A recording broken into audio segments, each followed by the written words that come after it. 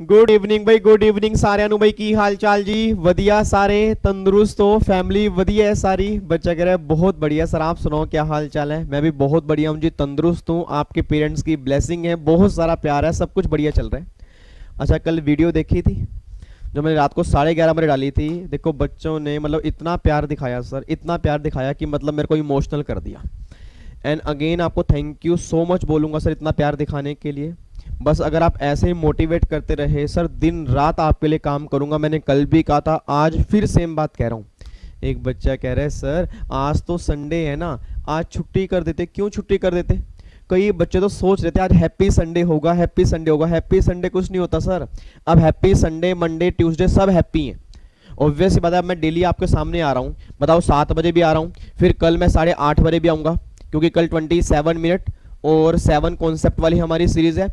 अच्छा वो ना 27 मिनट में ही ख़त्म करेंगे। कुछ नालायक बच्चे वहाँ पे आके बैठ जाते हैं, वहाँ पे भी ऐसे ऐसे डाउट पूछते हैं बिल्कुल बेसिक से। तो वो अगर आपको बेसिक डाउट पूछने हैं तो बेटर ये है क्या, फिर ये वाला स्टूडेंट दरबार देख लो जी, क्योंकि इसके अंदर हमने काफ़ी डिटेल में रिवीजन की है। वहाँ पे सिर्फ हमें कॉन्सेप्ट जो है ना वो रिकॉल करने हैं सर। तो कोशिश ये करेंगे 27 मिनट में ही ख़त्म हो जाए, ये बात ध्यान देना जी। ठीक है, क्या कह रहे हो? पार्ले जी खाना है? हाँ मेरा बच्चा, मेरा नोनू, मेरे सोनू, लीची कलर का बच्चा सामने बैठा है, कह रहा सर पार्ले जी खाना है। पार्ले जी मेरे पास है नहीं, पार्ले जी मैंने खा लिए थे। कल मेरी क्लास खत्म हुई थी ना, रात को मैंने एक पैकेट दिखाया था, फिर मैंने वो दूध के साथ खा लिया था।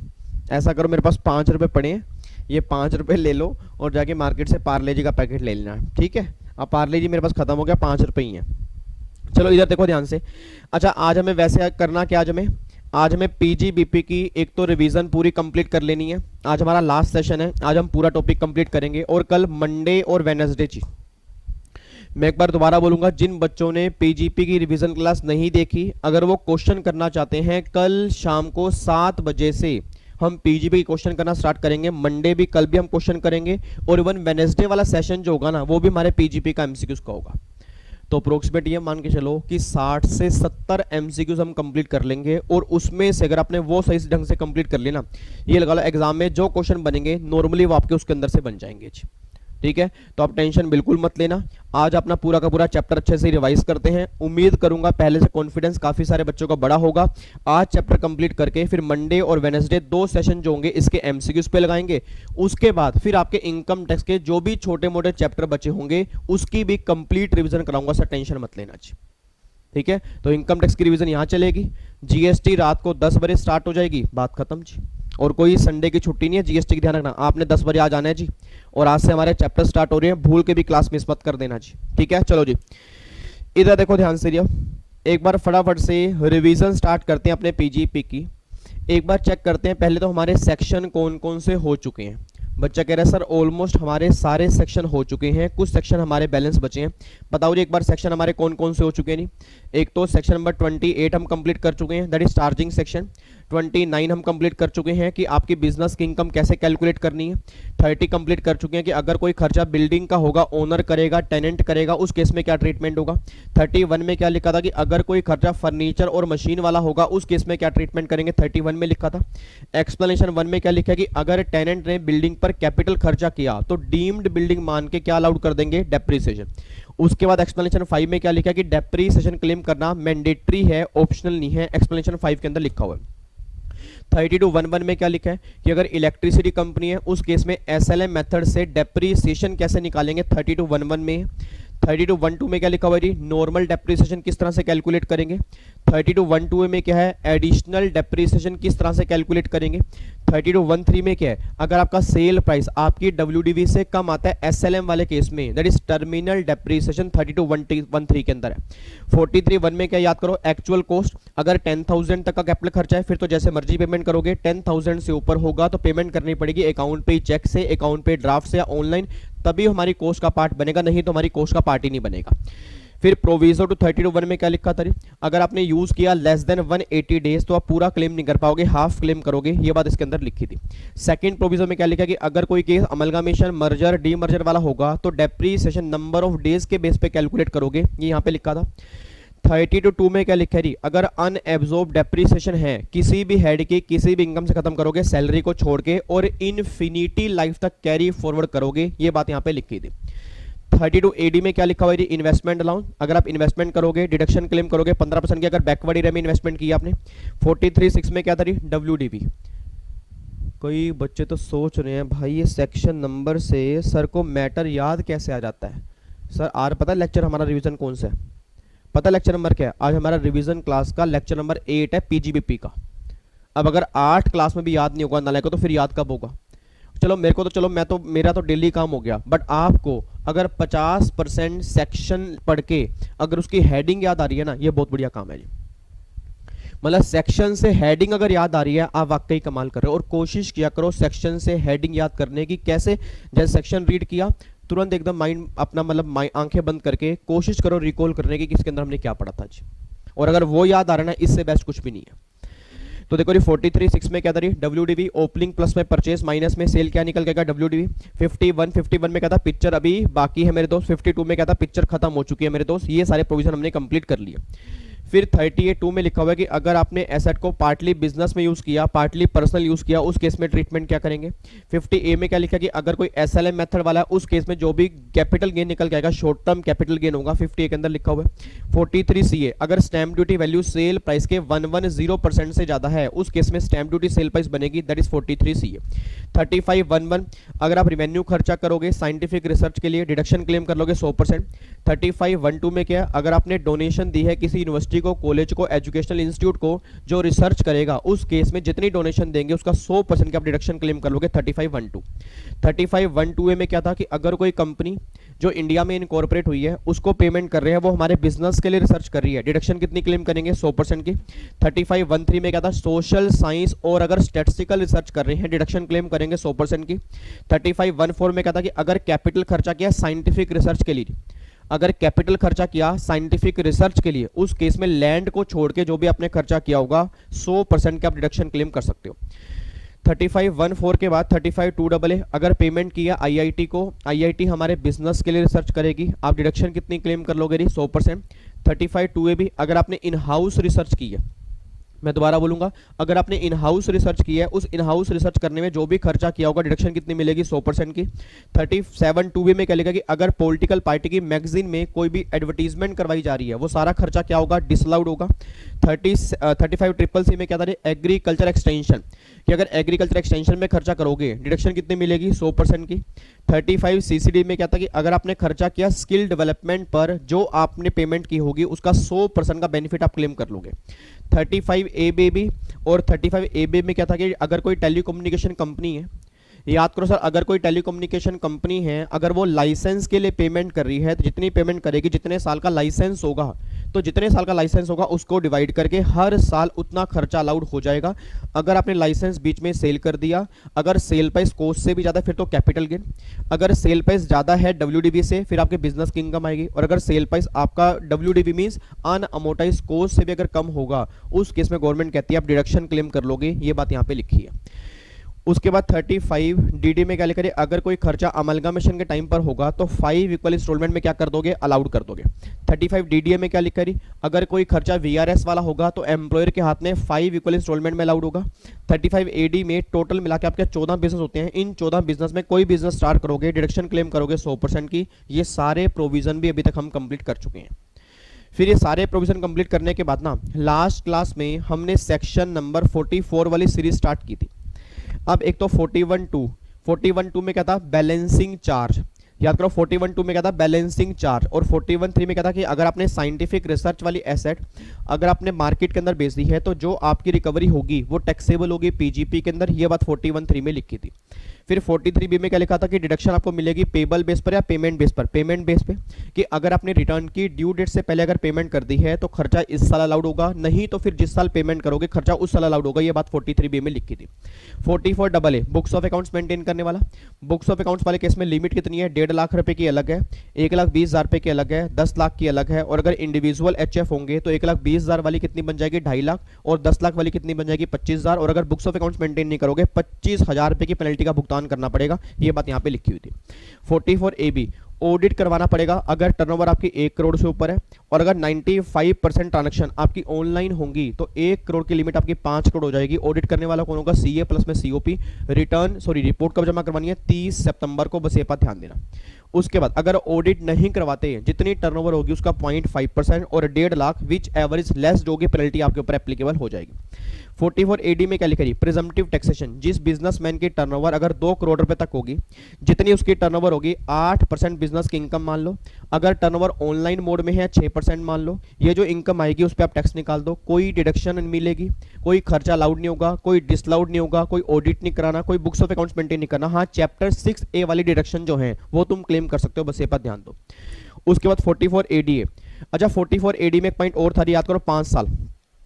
44 एडी में एक पॉइंट होता 5 साल। इट मींस अगर आपने 44 एडी ले लिया तो 5 साल तक 44 एडी नहीं छोड़ सकते। अगर 44 एडी छोड़ दोगे अगले 5 साल 44 एडी नहीं मिलेगा, बस ये पर ध्यान देना। 44 एडी में क्या था, प्रोफेशनल है, अगर आपकी टर्नओवर 50 लाख रुपए तक होगी तो जो भी आपकी टर्नओवर होगी उसका 50% बिजनेस की इनकम मान लेंगे, कोई खर्चा अलाउड नहीं, कोई खर्चा डिसअलाउड नहीं। चैप्टर 6 की आप डिडक्शन क्लेम कर सकते हो, बस ये बात ध्यान देना। 44 ए में क्या था, ट्रक वाले, ट्रांसपोर्ट वाले, पूरे साल में आपके पास 10 ट्रक होंगे। अगर हैवी गुड्स व्हीकल होगा तो उस केस में 1000 पर टन पर मंथ, जितने व्हीकल होंगे उससे मल्टीप्लाई कर लेंगे। अगर हैवी गुड्स व्हीकल नहीं होगा तो 7500 पर मंथ पर व्हीकल के बेस पे कैलकुलेशन करके आओगे। हैवी गुड्स व्हीकल मींस जिसका ग्रोस वेट 12000 किलो से ऊपर का होगा उसको क्या बोलेंगे, हैवी गुड्स व्हीकल बोलेंगे। फिर सेक्शन 14 और रूल 80 में क्या लिखा है, जो खर्चे जो इनकम एग्जम्प्ट हैं उससे रिलेटेड जो भी खर्चे होंगे वो अलाउड नहीं होंगे, और अगर कंबाइन करके दिए हैं आपको निकालने पड़ेंगे एग्जम्प्टेड वाले अलग, और जो भी एग्जम्प्टेड वाले होंगे वो खर्चा अलाउड नहीं होगा, बस ये पर ध्यान दो। फिर आपका निकल कर रहा है सेक्शन 44B, 44BB, 44BB या 44BBB। याद करो सर, मैंने कहा था पानी में चलने वाले 7.5%, हवा में उड़ने वाले 5% और बाकी सब केस में कितना होगा 10% जी। ये सारी बातें अभी तक हमने की हैं। अब खुद बताओ 10 मिनट भी नहीं लगे होंगे, 10 मिनट भी, पूरे पीजीपी के सेक्शन मैंने रिवाइज कर लिया।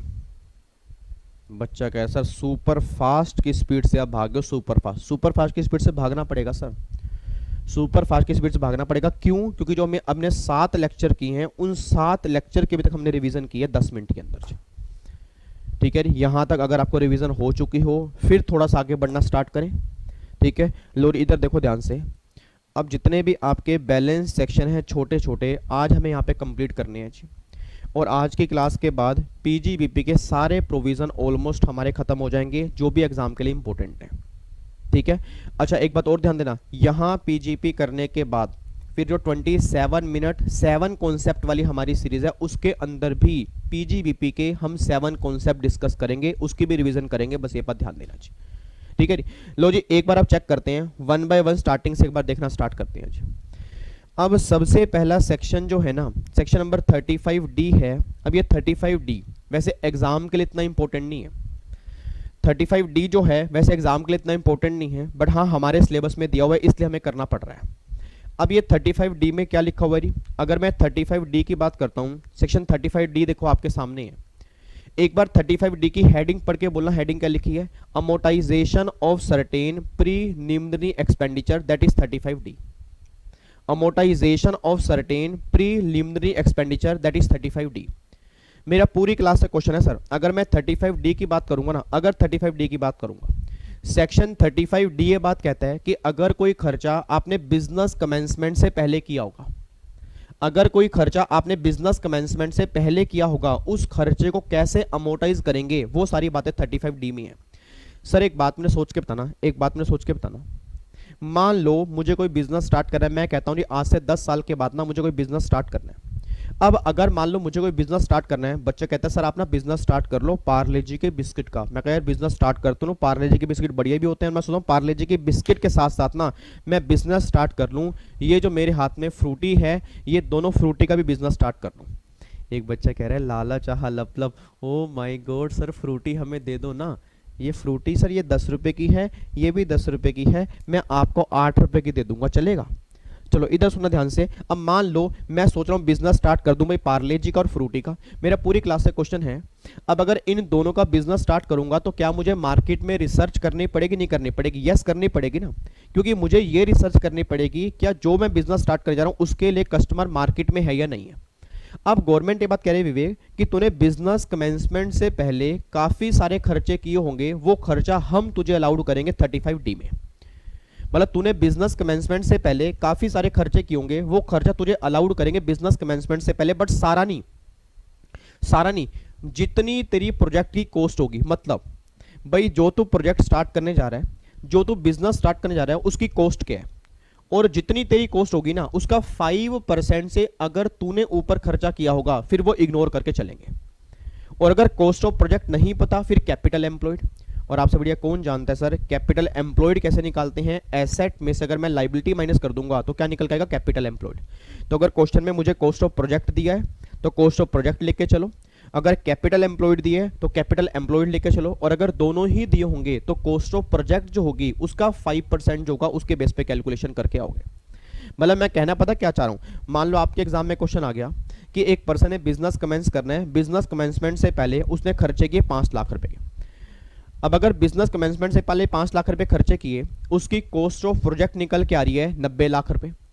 अब सोच के बोला बिजनेस कमेंसमेंट से पहले खर्चे किए 5 लाख रुपए और कॉस्ट ऑफ प्रोजेक्ट 90 लाख रुपए है।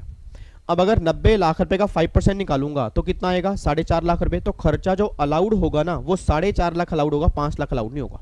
अच्छा, मतलब सर आप ये बात कहना चाह रहे हो कि अगर 35D वाला हमें क्वेश्चन बनता है तो जो भी खर्चे बिजनेस कमेंसमेंट से पहले किए होंगे क्या वो सारे खर्चे अलाउड नहीं होंगे? Answer is no. मतलब जितनी कॉस्ट ऑफ प्रोजेक्ट होगी उसका 5% निकालो। अगर खर्चा तुम्हारा इससे कम है, मतलब यहाँ पे अगर 4.5 लाख है और यहाँ अगर 4 लाख होता फिर 4 लाख अलाउड था। यहाँ पे अगर 4.5 लाख आ रहा है, अगर यहाँ 4 लाख होता 4 लाख अलाउड था, बट यहाँ पे 5 लाख है, वहाँ 4.5 लाख है, तो मैक्सिमम 5% तक ही अलाउड करेंगे, इससे ऊपर अलाउड नहीं करेंगे। बस ये बात ध्यान दो। अब देखो यहाँ पे क्या लिखा हुआ है, अब बिजनेस कमेंसमेंट से पहले के काफ़ी सारे खर्चे होते हैं। देखो री preparations of feasibility report and project report हो गया, उसके बाद मार्केट एंड अदर सर्वे हो गया, एक्सपेंडिचर ऑन पब्लिक इशू हो गया जी, इंजीनियरिंग सर्विस हो गया, लीगल सर्विस हो गया। मतलब ये जो भी सर्विस आपने बिजनेस कमेंसमेंट से पहले की है वो खर्चे अलाउड होंगे। कितने? देखो ये क्या लिखा है, where the aggregate amount of expenditure, जो आपके टोटल एक्सपेंडिचर बन रहे हैं, exceed 5% of cost of project in case of non corporate assessee, और अगर वो कंपनी है तो फिर capital employed in the business of company और the cost of project at the option of company. मतलब दोनों में से जो भी ऑप्शन लेके उसका 5% निकालो। और देखो excess shall be ignore for the purpose of computing deduction allowable under section 35D। मतलब जो खर्चे तुम्हारे 5% से ऊपर होंगे ना, जो खर्चे तुम्हारे 5% से ऊपर होंगे वो सारे इग्नोर करेंगे। जो भी तुम्हारी कॉस्ट होगी प्रोजेक्ट की उसका 5% निकाल लो, मैक्सिमम खर्चा वहीं तक अलाउड होगा। बस ये पर ध्यान देना चाहिए, ठीक है। तो अगर किसी बच्चे ने एग्जाम्पल साइड में लिखना है, अगर आप में से किसी बच्चे ने, ये सामने क्यूट सा बच्चा बैठा, मेरा बच्चा, मैंने उठ नालायक, उठ के बैठो, उठ के बैठो, लेट के बैठे, हद हो गई। इधर देखो ध्यान से, अगर किसी बच्चे ने एग्जाम्पल लिखना है तो एग्जाम्पल आप क्या लिख के आओगे? मान लो कॉस्ट ऑफ प्रोजेक्ट आप यहाँ लिख दोगे 50 लाख, ठीक है, और यहाँ पे लिख दोगे एक्सपेंडिचर जो है वो मान लो 5 लाख रुपए। तो 50 लाख का आप यहाँ पे 5% निकाल दो, कितना निकल के आ गया? 2.5 लाख। और खर्चा मैंने किया 5 लाख रुपए, तो अलाउड कितना होगा? 2.5 लाख अलाउड होगा, इसमें कोई दिक्कत तो नहीं है। और अगर मान लो वही 50 लाख की जगह 110 लाख होती थी, 110 लाख का 5 कितना बन गया? 5.5 लाख बन गया। खर्चा कितना गया? 5 लाख। फिर अलाउड कितना होता? 5 लाख रुपए। मतलब सिंपल सी बात ये है सर, जितनी आपकी कॉस्ट ऑफ प्रोजेक्ट है उसका 5% और जो एक्चुअल एक्सपेंडिचर होगा विच एवर इज लेस जो होगा 35D में वो अलाउड करेंगे। ये 35D ये बात कहना चाह रहे हैं, ठीक है। तो एग्जाम में ना क्वेश्चन पक्का पक्का पूछ सकते हैं कि 35D में मैक्सिमम खर्चा अलाउड कितना करेंगे? जितनी कॉस्ट ऑफ प्रोजेक्ट होगी उसका 5% अलाउड करेंगे, उससे ऊपर अलाउड नहीं कर सकते। ये तो हमारा 35D है। अच्छा, एक सेक्शन आपका 35E भी है। ये दोनों ही ऐसे सेक्शन हैं जो आज तक कभी एग्जाम में इतने बने नहीं हैं, बट बच्चे को ना सेक्शन समझ में आते। क्यों? रीजन क्या कि वो छोड़ के जाता है। अब अगर 35D की बात करता हूं, 35D ने क्या बोला कि अगर कोई खर्चा बिजनेस कमेंसमेंट से पहले होगा उस केस में ट्रीटमेंट क्या होगा। अब 35D ये बात कह रहा है कि अगर कोई एक्सपेंडिचर इंकर हो रहा है, किस लिए? प्रोस्पेक्टिंग ऑफ मिनरल, मतलब प्रोस्पेक्शन एक्सट्रैक्शन ऑफ मिनरल और ऑयल। मतलब सोच के बताना सर, आज हम समुद्रों की गहराई से हम तेल निकालते हैं, समुद्रों की गहराई से मिनरल ऑयल निकालते हैं, तो गवर्नमेंट कह रही है उसको निकालने में जो भी तुम्हारा खर्चा हो रहा है वो खर्चा हम अलाउड करेंगे, बट सारा एक साथ नहीं, 10 इक्वल इंस्टॉलमेंट में। मैं दोबारा बोलूंगा जी, गवर्नमेंट कह रही है engage in the prospecting extraction production of mineral like coal, limestone, iron, gold, zinc etcetera. अगर आपने इसकी प्रोस्पेक्शन पे, इसके एक्सट्रैक्शन पे अगर कोई खर्चा किया होगा वो सारे खर्चे अलाउड करेंगे, बट सारे एक साथ नहीं, 10 इक्वल इंस्टॉलमेंट के अंदर। बस ये बात ध्यान दो। एक बच्चा कहता है सर क्या बिजनेस कमेंसमेंट से पहले के खर्चे भी अलाउड होंगे? यस, 4 साल पहले के। मतलब बिजनेस कमेंसमेंट के बाद के जो खर्चे हैं वो तो अलाउड होंगे ही होंगे। बिजनेस कमेंसमेंट से 4 साल पहले के जो भी खर्चे होंगे अलाउड कर दिए जाएंगे 10 इक्वल इंस्टॉलमेंट के अंदर। बस ये बात ध्यान दो, याद करो। 35DD अमलगामेशन वाले खर्चे कितने साल में अलाउड होते हैं? 5 साल में। VRS वाले खर्चे कितने साल में होंगे? 5 साल में। बट ये वाले खर्चे जो होंगे अलाउड होंगे बट 10 इक्वल इंस्टॉलमेंट के अंदर होंगे। बस ये बात ध्यान देना, दैट इज 35E। तो रटने वाला बच्चा एक बात ध्यान दे, अब बारी है रटने वाले बच्चे की। अब बारी है रटने वाले बच्चे की। रटने वाला बच्चा एक बात ध्यान दे, एग्जाम में क्वेश्चन बन गया 35D। 35D का तो आपको लिमिट याद करनी है, कॉस्ट ऑफ प्रोजेक्ट का 5%, और अगर वो कंपनी है तो कैपिटल एम्प्लॉयड और प्रोजेक्ट कॉस्ट जो भी उसके लिए मतलब जो भी वो चूज करेगा उसका 5% होगा, वहां तक अलाउड करेंगे। 35E वाला क्वेश्चन बन गया, तो जो खर्चे होंगे अलाउड होंगे 10 इक्वल इंस्टॉलमेंट के अंदर अलाउड होंगे। 35E बात कहना चाह रहे हैं जी, ठीक है। लो जी, ये तो हमारा 35D था और ये सेक्शन हमारा 35E था जी।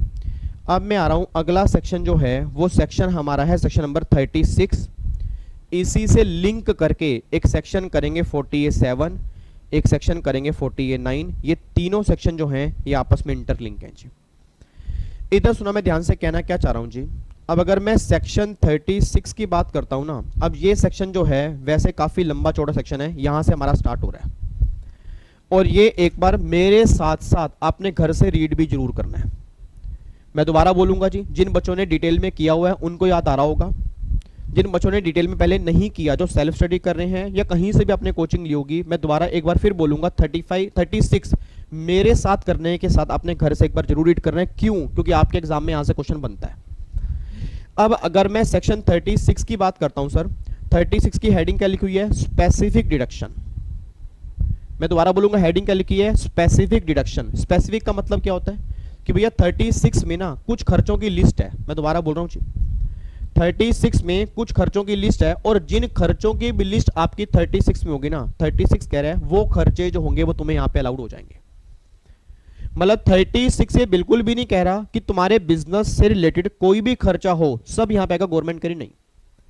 गवर्नमेंट कह रही है 1 से लेके यहां तक लिस्ट है और जो भी लिस्ट यहां पे लिखी होगी पूरी फैमिली को वो लिस्ट याद करनी पड़ेगी। रीजन बिंग क्योंकि एग्जॉस्टिव लिस्ट है। और सोच के बोलना सर, एग्जाम में क्वेश्चन ऐसे ही तो बनते हैं कि बताओ बेड डेट्स अगर अलाउड है तो कहां अलाउड है, अगर बोनस अगर अलाउड है तो कहां अलाउड है, अगर मान लो आपको फॉर एग्जांपल कमीशन अगर अलाउड है तो कहां अलाउड है, अगर एम्प्लॉयर ने एम्प्लॉय के रिकॉग्नाइज फंड मतलब रिकॉग्नाइज प्रोविडेंट फंड में कंट्रीब्यूशन किया तो वो कंट्रीब्यूशन खर्चा हो गया उसके हाथ में, कहां अलाउड है। ठीक है, तो मतलब सिंपल सी बात कहना चाह रहा हूं कि काफी सारे खर्चों की लिस्ट है, वो सारे खर्चे 36 में अलाउड होंगे। 1 बाय 1 अब देखने जा रहे हैं जी। सबसे पहले देखो जी, इंश्योरेंस प्रीमियम ऑन स्टॉक। मतलब क्या रही, आपका जो भी स्टॉक इन ट्रेड है, मतलब फॉर एग्जांपल अगर मेरी रेडीमेड गारमेंट्स की दुकान है, यार प्लीज यार बातचीत मत करो। देखो अब ये सेक्शन ऐसे हैं सर, यहाँ पे ना मुजरा करके भी दिखा नहीं सकता।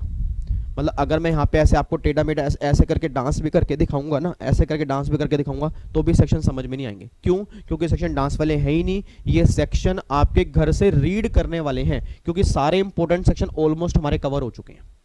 बट इट डजंट मीन कि आपको उसको छोड़ के जाना है सर, मैं बिल्कुल भी नहीं कह रहा, क्योंकि जब मैं रिवीजन क्लास में रिवाइज करा रहा हूं तो घर से तो आपकी 100% रिस्पॉन्सिबिलिटी बनती है कि एक बार आपने जरूर पढ़ना है। ठीक है जी, तो प्लीज ये लिस्ट याद करनी बहुत जरूरी है सर, नहीं तो एग्जाम के अंदर नंबर कट जाएंगे हमारे बिना बात के। एक बार पॉइंट नंबर 1 चेक करो, इंश्योरेंस प्रीमियम ऑन स्टॉक। मतलब क्या जी, मान लो अगर मेरे फादर की रेडीमेड गारमेंट्स की दुकान है।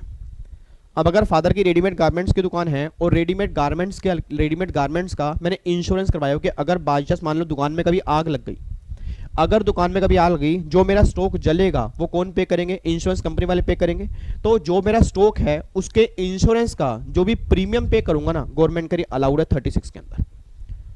मतलब insurance premium on stock in trade तुम्हें अलाउड कर देंगे 36 में। पहला पॉइंट ये बात कहना चाह रहे हैं। उसके बाद देखो, insurance on the health of employee paid by any mode other than cash. मतलब अगर आपने एम्प्लॉयर ने एम्प्लॉय की हेल्थ का इंश्योरेंस करवाया जी, अगर एम्प्लॉयर ने एम्प्लॉय की हेल्थ का इंश्योरेंस करवाया तो गवर्नमेंट ये बात कहना चाह रही है, एम्प्लॉयर ने जो भी इंश्योरेंस प्रीमियम पे किया होगा एम्प्लॉय की हेल्थ के इंश्योरेंस पर, वो डिडक्शन क्लेम कर लेगा क्लोज नंबर बी के अंदर। बस ये बात ध्यान दो।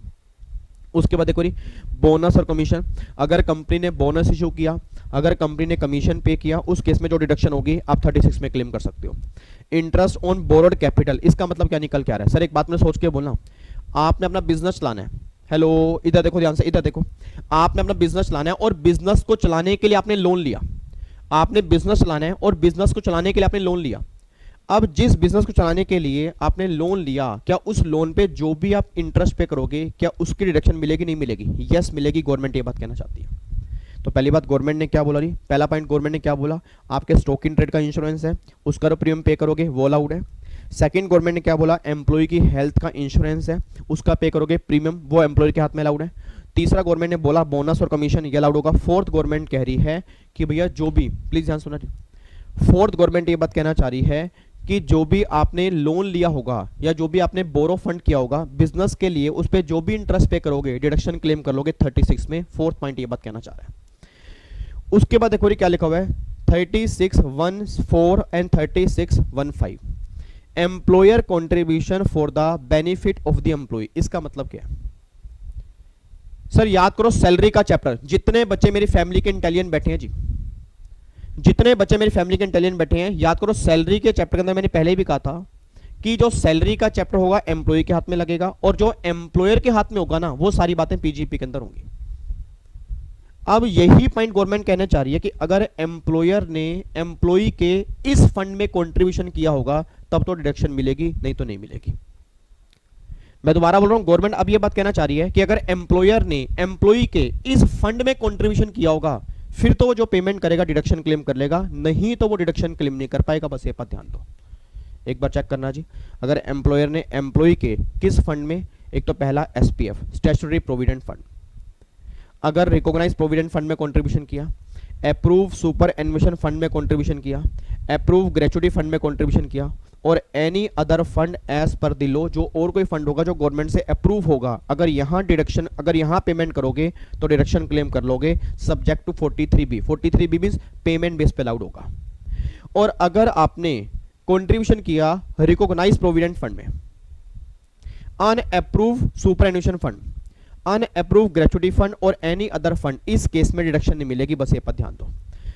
तो सिंपल सी बात ये ध्यान देना जी, जितने बच्चे मेरे सामने इस टाइम बैठे हैं, सिंपल सी बात ये ध्यान दो, एग्जाम में क्वेश्चन बन गया एम्प्लॉयर ने एम्प्लॉय के आरपीएफ में कंट्रीब्यूशन किया तो एम्प्लॉय के हाथ में ट्रीटमेंट किस हेड में होगा? गलती से भी सैलरी मत बोल देना जी।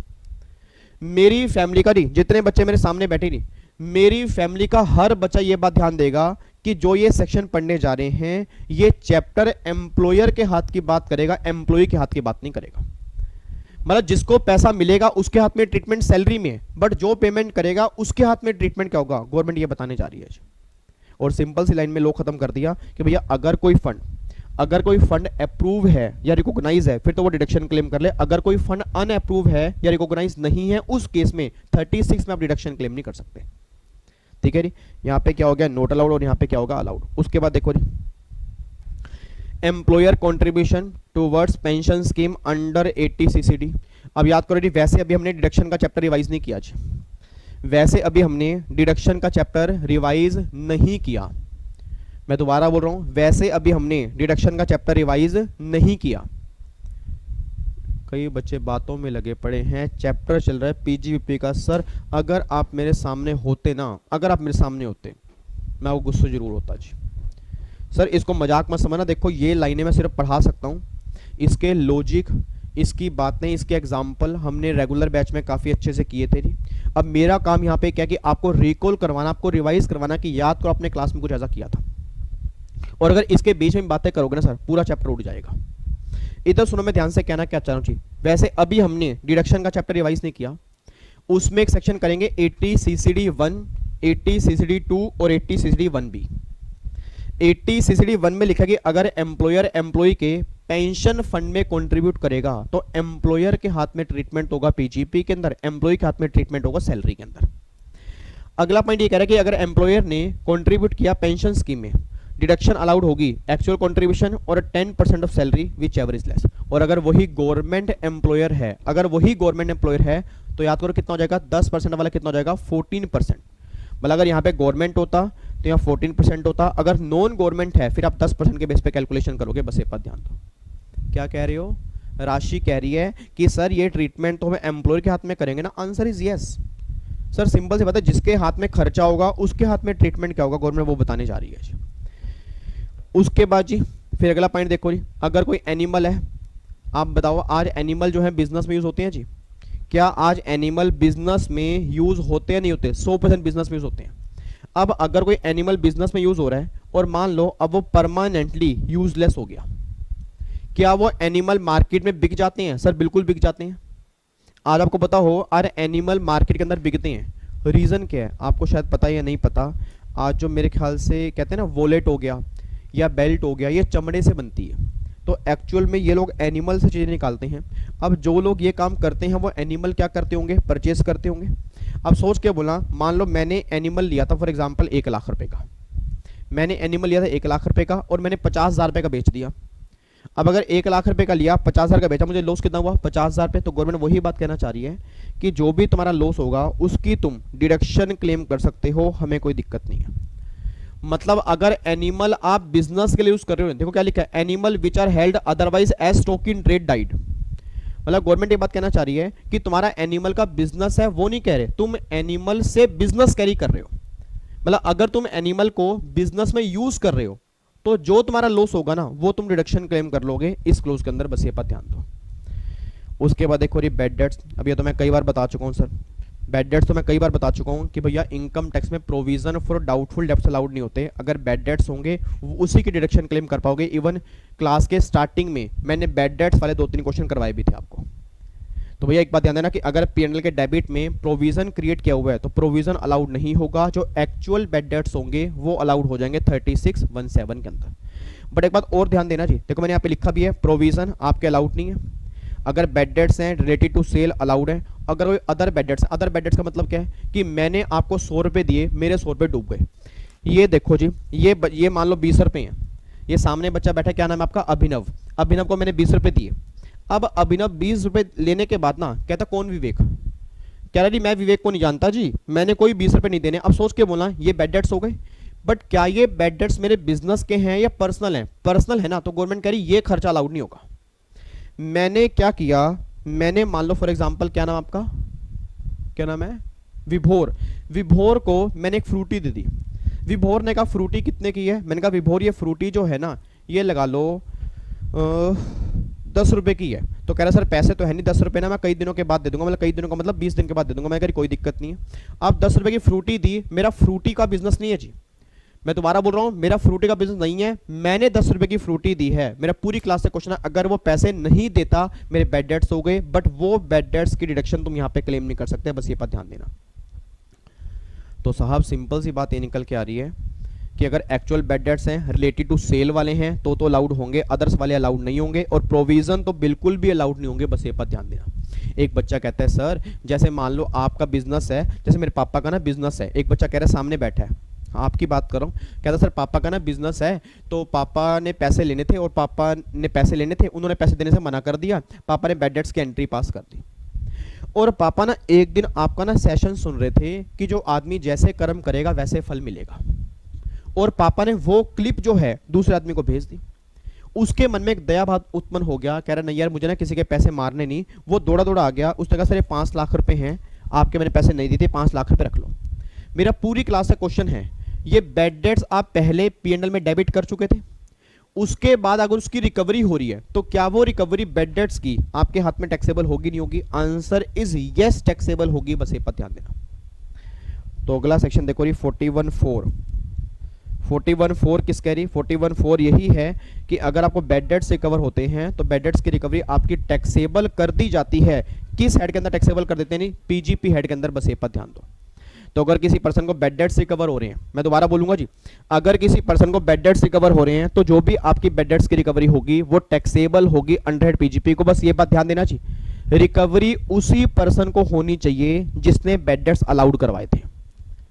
मतलब फॉर एग्जांपल मान लो मैंने पीएनएल में डेबिट किए बैड डेट्स, डेबिट किए मैंने, उसके बाद ना फॉर एग्जांपल मेरा काम बंद हो जाता है और वो वाला सेम बिजनेस कोई और चला रहा है, उस पर्सन को रिकवरी हो रही है, तो क्या उस पर्सन को रिकवरी होगी? क्या उसके हाथ में टैक्सेबल होगी? Answer is no. मतलब गवर्नमेंट ये बात कहती है कि जिस पर्सन ने डेटर राइट ऑफ किए थे, जिसने बैड डेट्स की एंट्री पास की थी, अगर वही रिकवरी करेगा तो 41.4 लगेगा, नहीं तो 41.4 एप्लीकेबल नहीं होगा। तो सिंपल सी बात करो जी, अगर बैड डेट सेम ने अलाउड किए, रिकवरी भी उसको हो रही है टैक्सेबल, बैड डेट्स अलाउड किसी और ने किए, रिकवरी किसी और ने की है, उस केस में हो जाएंगे नॉन टैक्सेबल। बस ये पर ध्यान देना जी। तो ये हमारा सेक्शन 41(4) है बैड डेट्स की रिकवरी का। ये बात क्लियर हो गई। एक बार आप चेक करना जी, एक तो ये हमारा सेक्शन है 41(4), ये बैड डेट्स की रिकवरी का है, और ये हमारा 36 की अभी सीरीज चल रही है। उसके बाद देखो अगला प्रोविजन क्या है, अगला प्रोविजन है ये रहा 36(1)(7) है, provision for bad and doubtful debts. याद करो मैंने पहले भी कहा था कि वैसे इनकम टैक्स में प्रोविजन अलाउड नहीं होते, हाँ नहीं सोच समझ के बोलना, वैसे इनकम टैक्स में प्रोविजन अलाउड नहीं होते, बट अगर बैंकिंग कंपनी है, याद करो मैंने आपको सेकंड या थर्ड क्लास के अंदर कहा था कि अगर बैंकिंग कंपनी है उस केस में प्रोविजन क्रिएट हो सकते हैं, वो अलाउड हो जाएंगे। क्योंकि यार बैंकिंग कंपनी को और बैंकों को प्रोविजन बनाने जरूरी होते हैं सर, क्योंकि बैंकों के पास कस्टमर काफ़ी सारे होते हैं, तो गवर्नमेंट कह रही है कि उन केस में प्रोविजन अलाउड करेंगे, बट सारा नहीं, एक परसेंटेज तक। कितना परसेंटेज? अगर वो इंडियन बैंक है, अगर वो इंडियन बैंक है तो फिर गवर्नमेंट कह रही है 8.5% of gross total income plus में 10% of aggregate average advance made by rural branches.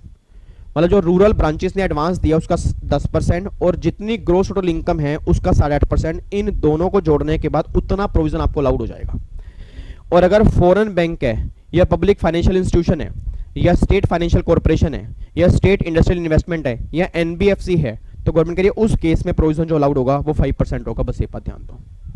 तो रटने वाला बच्चा एक बात ध्यान दे रही, अगर मैं इंडियन कंपनी की बात करूंगा तो प्रोविजन ज़्यादा अलाउड होंगे, अगर मैं इंडियन कंपनी को छोड़ के किसी और कंपनी की बात करूंगा, मतलब किसी और बैंक की बात करूंगा, तो गवर्नमेंट कह रही है उस केस में प्रोविजन 5% ही अलाउड होंगे, इसके ऊपर अलाउड नहीं होंगे।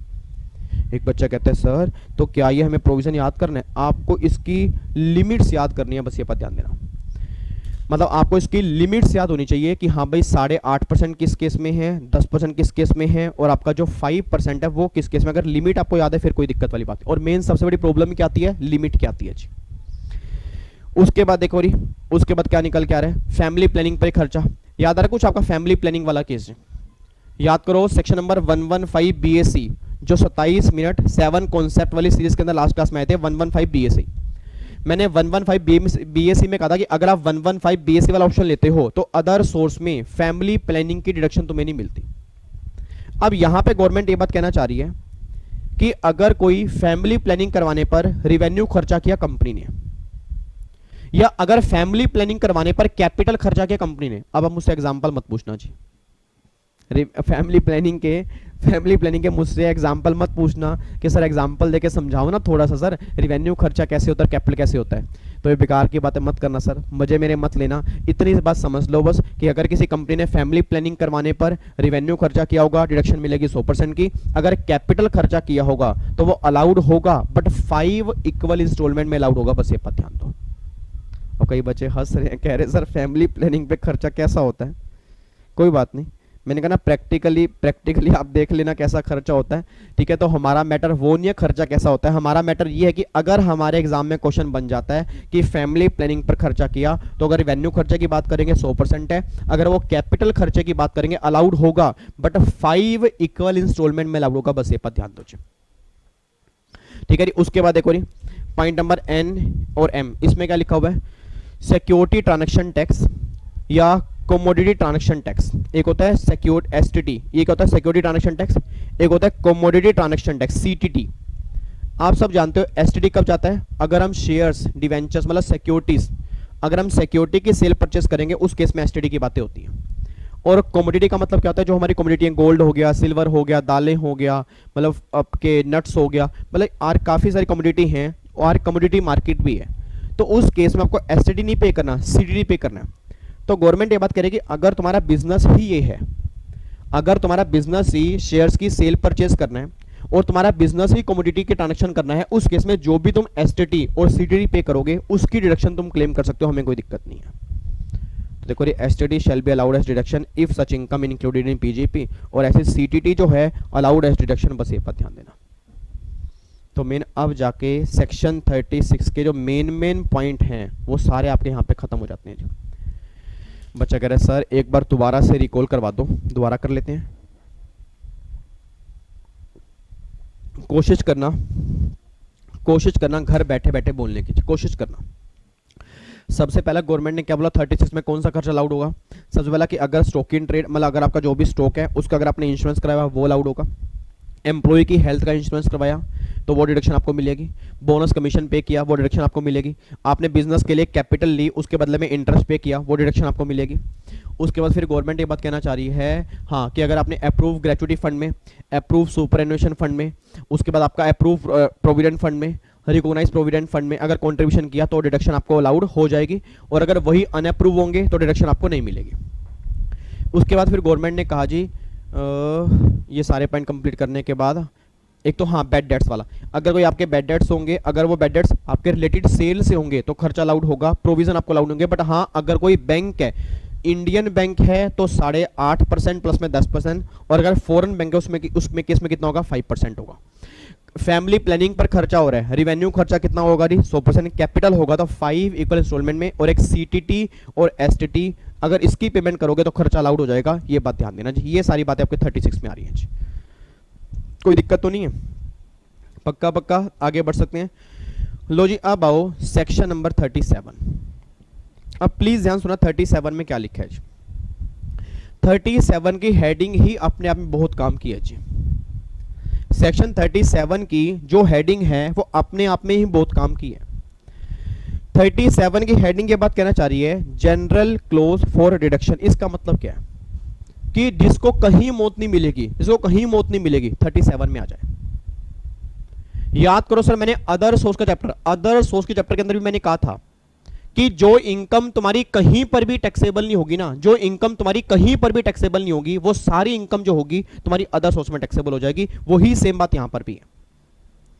सेक्शन 37 ये बात कह रहे हैं, 37 ये बात कह रहे हैं कि जो खर्चा तुम्हें इनकम टैक्स के पीजीपी के किसी प्रोविजन में अलाउड नहीं होगा ना, वो सारा खर्चा तुम्हें 37 में अलाउड हो जाएगा। मतलब 37 कह रहे हैं जर्नल क्लोज, मतलब कोई स्पेसिफिक नहीं।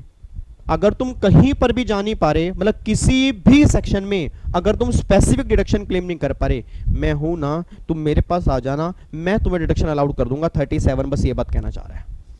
एक बार चेक करो क्या लिखा हुआ है, expenditure other than specifically allowed to 30 to 36। मतलब अगर वहां अलाउड हो चुके हैं फिर तो वहीं क्लेम कर लो, अगर वहां अलाउड नहीं हुए देन यहां पे आ सकते हो। Shall be allowed as deduction provided, कुछ कंडीशन है। पहली बात, वो खर्चा तुम्हारा कैपिटल नेचर का ना हो, वो खर्चा तुम्हारा पर्सनल खर्चा ना हो, और वो खर्चा 100% तुम्हारे बिजनेस के लिए अगर होगा तब वो खर्चा अलाउड करेंगे, नहीं तो नहीं करेंगे। मैं दोबारा एक बात बोल रहा हूं जी, एक बार दोबारा बोल रहा हूं, अगर कोई डिडक्शन, अगर कोई खर्चा तुमने 30 to 36 में किया, अगर कोई खर्चा तुमने 30 to 36 में किया, वो खर्चा तुम्हें अलाउड हो। अगर कोई खर्चा तुमने 30 to 36 में किया, फिर वो खर्चा तुम्हें 30 to 36 में अलाउड होगा। बट ऐसा खर्चा जो उस सेक्शन में कहीं पर भी कवर नहीं हो रहा, ऐसा खर्चा जो ऊपर दिए गए प्रोविजन में कहीं पर भी कवर नहीं हो रहा, वो सारा खर्चा 37 में क्लेम कर सकते हो। बट प्रोवाइडेड वो कैपिटल ना हो, पर्सनल ना हो, और 100% वो खर्चा बिजनेस के लिए किया हो, तब वो खर्चा अलाउड होगा जी। तो देखो यहाँ पे क्या लिखा हुआ है जी, ये खर्चा जो है क्या होगा 37 में अलाउड हो जाएगा। बस ये बात ध्यान दो, कोई दिक्कत तो नहीं है? पक्का पक्का नहीं? तो 37 की ना बस एक बात ध्यान देना, एग्जाम में कई बार क्वेश्चन बन चुका है जी, एग्जाम में कई बार क्वेश्चन बन चुका है कि ऐसा सेक्शन बताओ कि जो जर्नल डिडक्शन की बात करता हो, दैट इज सेक्शन नंबर 37। बस ये बात ध्यान देना जी, ठीक है? तो ये हमारा सेक्शन था जी यहाँ पे 37। अच्छा, 37 की एक्सप्लेनेशन 1 और एक्सप्लेनेशन 2 में क्या लिखा है वो एक बार समझ लो जी। एक बात मैं सोच के बोलना जी, अब जब 37 ने कहा कि अगर खर्चा 30 to 36 में अलाउड नहीं है, वो 37 में अलाउड हो जाएगा।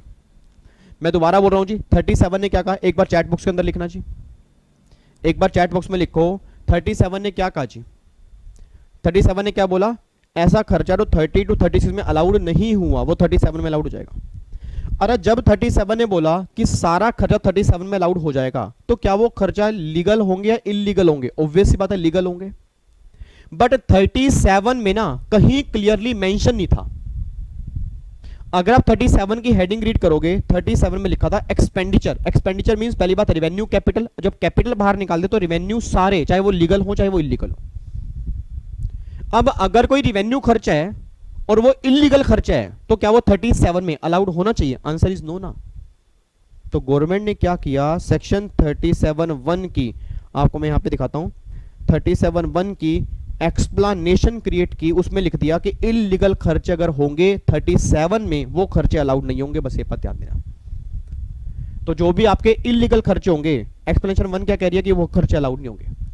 और दूसरा एक्सप्लेनेशन 2 ये बात कहना चाह रही है कि जो खर्चे आपके CSR वाले हैं जी, याद करो, कॉर्पोरेट सोशल रिस्पॉन्सिबिलिटी, CRS में एज पर कंपनीज एक्ट, मेरे ख्याल से सेक्शन है 135, अगर आपको ध्यान रहो 135 ऑफ कंपनीज एक्ट, उसमें साफ साफ लिखे नहीं, आज हर कंपनी को CSR में कंट्रीब्यूट करना जरूरी है।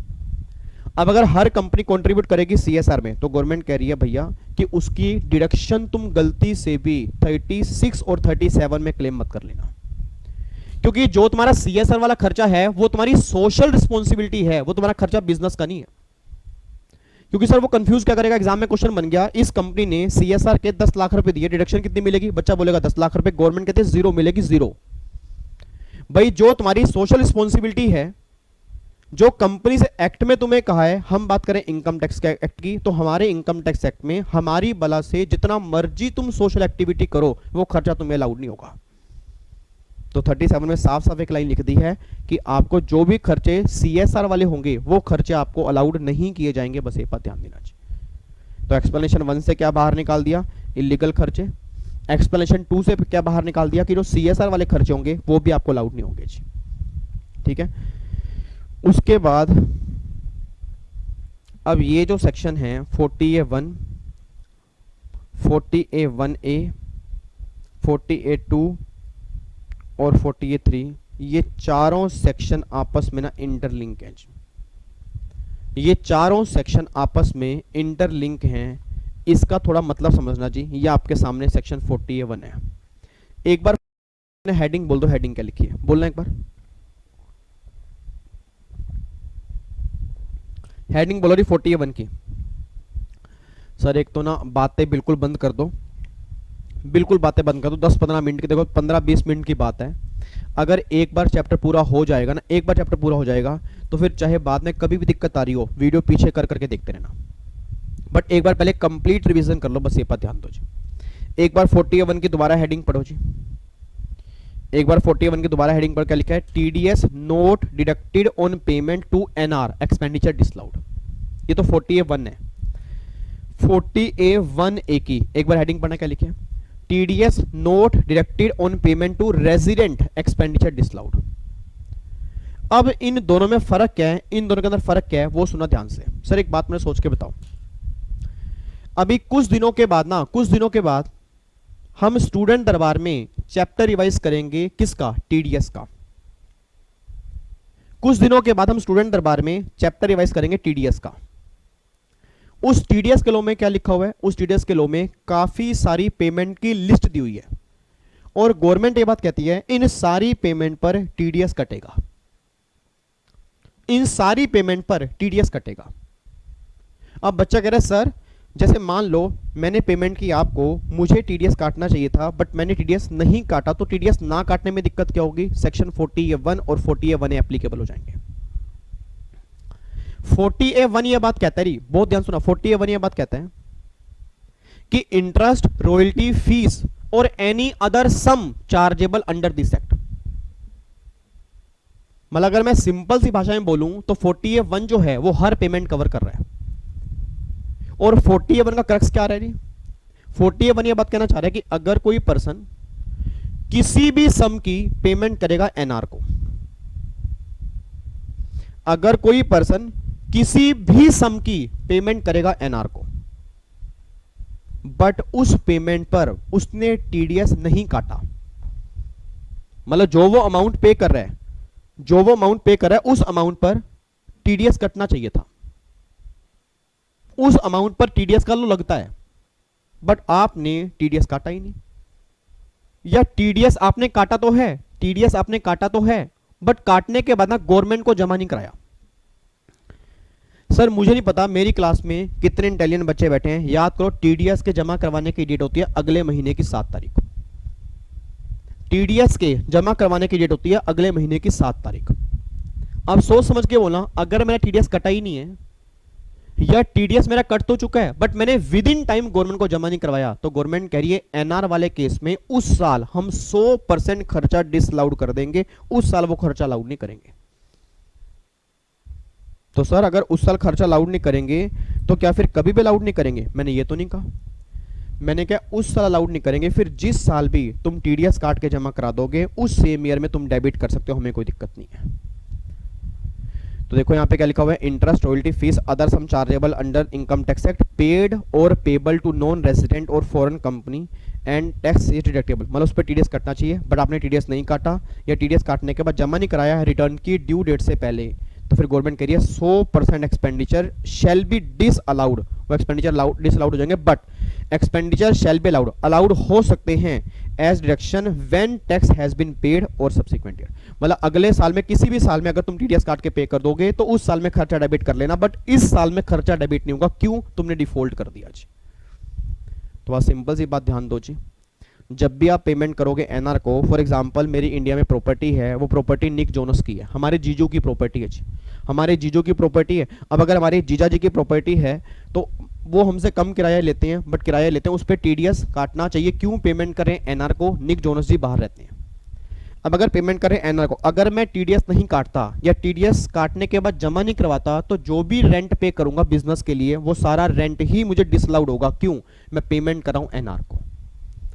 एक बच्चा कह रहा है सर अगर मान लो निक जोनस रेजिडेंट होते, भाई अगर मान लो हम पेमेंट कर रहे हैं किसी रेजिडेंट पर्सन को और हम टीडीएस काटना भूल गए, मतलब टीडीएस में डिफॉल्ट कर गए, टीडीएस काटने के बाद जमा नहीं कराया, उस केस में क्या होगा?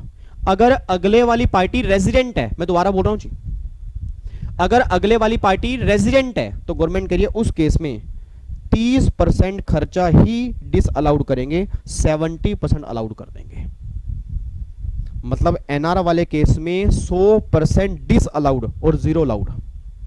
और अगर वही सेम पेमेंट की जा रही है रेजिडेंट को तो फिर गवर्नमेंट कह रही है 70% कर देंगे अलाउड और 30% कर देंगे डिसअलाउड, और ये 30% फिर उस साल अलाउड होगा जिस साल भी तुम टीडीएस काट के जमा करवा दोगे जी। देखो यहां पे क्या लिखा है, 30% such sum shall be allowed in subsequent year when such amount is paid after due date। मतलब आप अगर ड्यू डेट के बाद पे करोगे तो फिर आपको खर्चा अगले साल होगा जिस साल भी पे करोगे, बस ये बात ध्यान देना चाहिए। ठीक है, तो बस इतनी सी बात ध्यान देना चाहिए कि रेजिडेंट वाले केस में डिडक्शन आपको 30% की डिसअलाउड हो रही है और नॉन रेजिडेंट वाले केस में 70% की डिडक्शन नहीं 100% की डिडक्शन डिसअलाउड हो रही है, बस ये बात ध्यान देना एनआर वाले केस में जी। ठीक है, अच्छा अब ये सेक्शन है 48(3) में पता क्या लिखा है? अभी मैंने क्या बोला कि अगर आप कोई भी सम इंडिया से बाहर पे करते हो तो टीडीएस काटना पड़ेगा या टीडीएस काट के जमा करवाना पड़ेगा, बट गवर्नमेंट कह रही है कि 48(1) जो इस सामने क्या नाम है आपका, ऋषिका है, पायल है, नमिता है, आकांक्षा है, मानसी है, मुस्कान मिश्रा, मेरे ख्याल से मुस्कान मिश्रा भी नाम है एक बच्चे का। ठीक है, अभिषेक यादव जी हैं, विभोर है, अभिनव है, सार्थक है। ठीक है, कई सारे प्रखर है, कई सारे बच्चे हमारे सामने बैठे हैं। मेरा उन सबसे क्वेश्चन है, जो 48(1) अभी आपने पढ़ा, 48(1) एप्लीकेबल कब होगा? कि अगर पेमेंट करेंगे इंडिया से बाहर, अगर पेमेंट करेंगे एनआर को, उस केस में गवर्नमेंट ये बात कहना चाह रही है डिडक्शन नहीं मिलेगी, 100% डिसअलाउड होगा। अच्छा, क्या 48(1) में खर्चा अगर डिसअलाउड हो गया तो क्या वो खर्चा कभी भी अलाउड नहीं होगा? सोच के बताना चाहिए। अगर 48(1) में खर्चा डिसअलाउड हो गया तो क्या वो खर्चा कभी भी अलाउड नहीं होगा या बाद में अलाउड हो सकता है? बाद में अलाउड हो सकता है। किस केस में? जब भी टीडीएस काट के जमा करवा दूंगा उस साल वो खर्चा अलाउड हो जाएगा जी। अब कई बच्चे मुझे कह रहे हैं सर इसके प्रैक्टिकल क्वेश्चन कैसे बनेंगे, क्योंकि प्रोविजन समझ में आ गए, प्रोविजन हमने याद कर लिए, बट इसके अगर प्रैक्टिकल क्वेश्चन एग्जाम के अंदर बनेंगे, मैंने क्या बोला, मंडे और वेडनेसडे 2 सेशन हमारे एमसीक्यूज के हैं, टेंशन मत लेना, आपके सारे एमसीक्यूज कंप्लीट हो जाएंगे। तो मेरी क्लास का सिंगल बच्चा भी अपने दिमाग से प्रैक्टिकल क्वेश्चन के अभी थॉट्स निकाल दे, मेन समझो प्रोविजन क्या कह रहा है। अब गवर्नमेंट ये बात कहना चाहती है 48(3) में कि अगर इंडिया से बाहर सैलरी पे की जा रही है, मान लो कोई मेरी कंपनी का एम्प्लॉई जो है वो एनआर है, उसको मुझे सैलरी पे करनी है, सैलरी पे सब जानते हो टीडीएस कटता है, मैं टीडीएस काटना भूल गया, और अगर मैं टीडीएस काटना भूल गया तो वो सैलरी डिस अलाउड हो जाएगी, और एक बार नहीं, फॉर एवर डिस अलाउड हो जाएगी, दोबारा कभी अलाउड नहीं हो सकती, बस ये बात ध्यान देना। अच्छा, अरे भाई तन्ने समझ में आया के सर, विवेक सर के कह रहे? दूसरा कह रहा है यार बावला हो रहा है क्या, मेरे को तो कुछ समझ ना आ रहा भाई, ये तो पीजीपी के प्रोविजन इतने खतरनाक से एक तो होते हैं, एक इतना लेंदी होते हैं, याद नहीं हो पाते भाई, यही दिक्कत आ रही। अरे भाई इसमें याद करने की बात है, देख सिंपल सी बात सर ने बोल दी है। सर ये कह रहे हैं कि अगर पेमेंट कर रहे हैं एनआर को, तो पेमेंट करोगे टीडीएस काट लेना, टीडीएस नहीं काटोगे तो जो तुम पेमेंट कर रहे हो वो खर्चा तुम्हारे पीएनएल में डेबिट नहीं होगा, और उस साल नहीं होगा, जिस साल भी टीडीएस काट के जमा करवा दोगे उस साल ये खर्चा डेबिट कर लेना। फिर दूसरा बच्चा कह रहा है अरे भाई तने सुना नहीं क्या, सर ने कहा सैलरी वाले केस में कुछ अलग है। कह रहा हाँ सैलरी वाले केस में बस ये है, अगर पेमेंट कर रहे हो सैलरी की और टीडीएस में डिफॉल्ट कर दिया तो सैलरी एक बार डिस अलाउड हो गई तो फॉर एवर डिस अलाउड रहेगी, वो कभी अलाउड नहीं होगी। सैलरी को छोड़ के बाकी सारे खर्चे 48(1) में कवर है, सैलरी जो होगी 48(3) में कवर है, बस ये बात ध्यान देना। हाँ रेजिडेंट वाले केस में चाहे सैलरी हो चाहे अदर देन सैलरी हो, हर केस में 70-30 की रेशो होगी, बस ये बात ध्यान देना। तो ये हमारा 48(3) है जी, ठीक है जी, ये हमारा 48 रोमन 3 है जो हमारा यहां पे निकल के आ रहा है, ये हमारा। और 48(2) में तो वही लिखा है इनकम टैक्स। आपने बोल दो क्या इनकम टैक्स का खर्चा, क्या इनकम टैक्स पीजीपी के अंदर अलाउड होता है? Answer is no. मैंने पहले भी कहा था इनकम टैक्स आपका पर्सनल खर्चा, और पर्सनल खर्चे कभी भी इनकम टैक्स में अलाउड नहीं होते, बस ये बात ध्यान दो जी। उसके बाद 40B को तो हम करेंगे क्लास के एंड में, 40B को हम करेंगे क्लास के एंड में। पहले मैं करवाने जा रहा हूं 48(2), 48(3), 48(3A और 41(1), ये चारों प्रोविजन इसको डिस्कस करने जा रहे हैं। देन फिर एक सेक्शन हमारा बचेगा सेक्शन 40B, उसको फिर सबसे लास्ट में हम डिस्कस करेंगे और चैप्टर अपना पैकअप कर देंगे जी। इधर सुना ध्यान से, 48(2) की बात कहना क्या चाह रहा हूं जी। 48(2) के लिए मैं आपको एक छोटा सा एग्जांपल देता हूं, इधर देखो जी।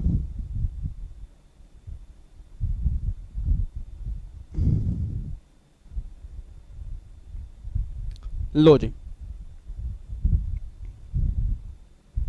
मिस्टर एक्स है और ये मिस्टर वाई है, प्लीज ध्यान से देखना जी। मिस्टर एक्स है और ये मिस्टर वाई है। वाई ने एक्स को कोई सर्विस दी, ये सर्विस प्रोवाइडर है, ये सर्विस रिसीवर है। बहुत ध्यान सुन लेना जी, जिन बच्चों को 48(2), 48(3) और 48(3A) में कभी डाउट आता है तो आज सुन लेना, आपके डाउट क्लियर हो जाएंगे जी। एक्स और वाई है, वाई सर्विस प्रोवाइडर है, एक्स सर्विस रिसीवर है। अब अगर वाई ने एक्स को सर्विस दी तो एक्स ने वाई से पूछा भाई कितने पैसे बनते हैं, उसने कहा जी मेरी सर्विस के पैसे बनते हैं फॉर एग्जांपल 4 लाख, इतने पैसे बनते हैं। अब अगर पेमेंट बनती है 4 लाख, मेरा पूरी क्लास से क्वेश्चन है, अगर पेमेंट 4 लाख बनती है तो एक्स को वाई को पेमेंट करनी भी कितनी चाहिए? सर अगर वाई कह रहे हैं कि मेरे 4 लाख रुपए बनते हैं तो एक्स को वाई को पेमेंट करनी भी कितनी चाहिए? 4 लाख करनी चाहिए, ऑब्वियस बात, अगर 4 लाख बनते तो 4 लाख करनी चाहिए, जबकि एक्स ने पेमेंट कर दी है 10 लाख, एक्स ने पेमेंट कर दी 10 लाख। सोच समझ के बोलना, सोच समझ के बोलना। अगर एक्स ने पेमेंट कर दिया 10 लाख रुपए तो क्या ये पेमेंट एक्सेसिव है या एक्सेसिव नहीं है? यार आंसर दो ना। अगर मैं 4 लाख की बजाय 10 लाख रुपए की पेमेंट कर दूं, अगर मैं 4 लाख की बजाय 10 लाख की पेमेंट कर दूं तो क्या पेमेंट एक्सेसिव है या नहीं? ऑब्वियस सी बात एक्सेसिव है। और मैंने एक्सेसिव पेमेंट क्यों की होगी? मैंने 10 लाख रुपए पीएनएल में डेबिट कर दिए होंगे, मेरा प्रॉफिट और कम आ गया होगा, टैक्स और कम हो गया होगा। अब गवर्नमेंट को लगा कि भाई ये एक्स कर क्या रहा है, गवर्नमेंट को लगा एक्स कर क्या रहा है, तो गवर्नमेंट एक्स से पूछा हाँ भाई एक्स क्या कर रहे हो, ये भाई तुम्हारी पेमेंट 4 लाख बनती है, तुमने पे किए 10 लाख रुपए, क्यों पे किए? और अगर तुमने पेमेंट की है एक्सेसिव, अगर तुमने ज्यादा पेमेंट की है या तुमने अनरीजनेबल पेमेंट की है, तो जो तुमने एडिशनल पेमेंट की होगी, मतलब एक्सेस पेमेंट की होगी, वो सारी पेमेंट हम तुम्हारे हाथ में डिसअलाउड कर देंगे। मतलब अब गवर्नमेंट ये बात कहना चाह रही है कि अगर पेमेंट की है पेई को एक्सेसिव या अनरीजनेबल, तो जितनी ज्यादा मतलब जितनी एक्सेस पेमेंट की होगी वो एक्सेसिव पेमेंट जो होगी वो पेमेंट करने वाले के हाथ में डिसअलाउड हो जाएगी। और मुझे सोच समझ के बोलना जी, अगर 4 लाख की बजाय 10 लाख की पेमेंट कर दी है, 6 लाख रुपए ज्यादा पेमेंट कर दी है, तो क्या 6 लाख रुपए इसकी इनकम में दोबारा जुड़ जाएंगे, नहीं जुड़ जाएंगे? यस, ये बात 48(2) में लिखी है जी। आपके एग्जाम में पता ही नहीं एमसीक्यूज में कितनी बार क्वेश्चन बन गया, बच्चे को समझ नहीं आ रहा क्वेश्चन आता कहां से है। सही बता रहा हूं सर, इतने इजी प्रोविजन, इतने सिंपल प्रोविजन। मैं दोबारा बोल रहा हूं, अगर ये 8 क्लास पीजीपीपी की एक बार थोड़ी स्पीड फास्ट करके आप दोबारा सुन लोगे ना सर, आप पीजीपी के अंदर मार नहीं खाओगे। 8 प्लस में 2 एमसीक्यूज वाली क्लास, टोटल 10 क्लास अगर आप सुन लोगे जी। मैं सही बता रहा हूं सर, अगर जिस बच्चे ने मेरी फैमिली के 10 क्लास शिद्दत से ऑनेस्टी के साथ अगर 2 बार देख ली हैं, एग्जाम में पीजीपी के 70% से ज्यादा क्वेश्चन आप बहुत जल्दी सोल्व कर पाओगे। बट प्रोवाइडेड आपने 10 क्लास शिद्दत से देखी हो, ना बीच में कोई डिस्ट्रैक्शन हो, ना बीच में कोई डिस्टर्बेंस हो, और ऐसा नहीं है कभी आ रहे हो कभी जा रहे हो, कभी आ रहे हो कभी जा रहे हो, वो काम नहीं होना चाहिए जी। क्योंकि अगर वो काम करके बैठे हो तो नुकसान सबसे बड़ा आपका ही है जी। इधर देखो ध्यान से, तो यहाँ पे 4 लाख है, यहाँ पे 10 लाख है, तो यहाँ पे 6 लाख रुपए ज्यादा है, वो 6 लाख रुपए आपने एड बैक कर दिया। ये पॉइंट तो क्लियर हो गया। अगला पॉइंट एक बात बताना जी, मैंने आपको ना 10,000 रुपए की एक लिमिट बताई थी।